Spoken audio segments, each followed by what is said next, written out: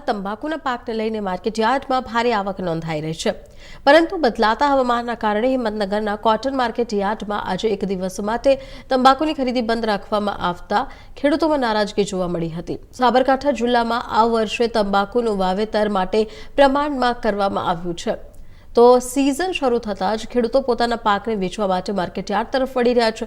હિંમતનગરના cotton માર્કેટયાર્ડમાં 6 દિવસથી તંબાકુની સત્તાવાર ખરીદી શરૂ થતાં જ સવારથી ખેડૂતોની ભારે ભીડ જોવા મળી રહી છે, પરંતુ હાલના બદલાતા મોસમને કારણે ધ્યાન રાખીને તંબાકુના પાકને નુકસાન ના થાય તે માટે માર્કેટયાર્ડમાં આજે એક દિવસ માટે ખરીદી પ્રક્રિયા બંધ રાખવામાં આવી હતી।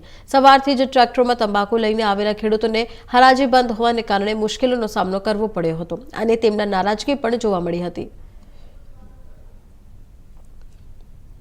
તારીખ 6 ના રોજ 15 થી 20,000 બોરી તંબાકુની આવે, જેનો આજની તારીખમાં નિકાલ થયો ન હોવાથી અને વરસાદી વાતાવરણ હોવાથી આજે હરાજીનું કામકાજ બંધ રાખે છે અને આવતીકાલ જે આજે ખેડૂત આવ્યા છે તેમને કાલે હરાજી કરી અમે બંધાયેલા છે અને નવા ખેડૂતો વેપારી અને માર્કેટયાર્ડને પૂછીને પોતાનો માલ લાવે એવી વિનંતી છે।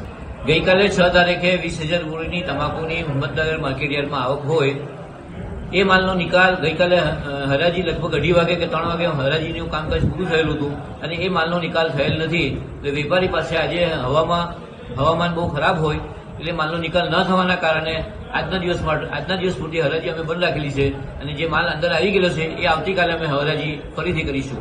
આવનાર ખેડૂતોને શું સલાહ આપો?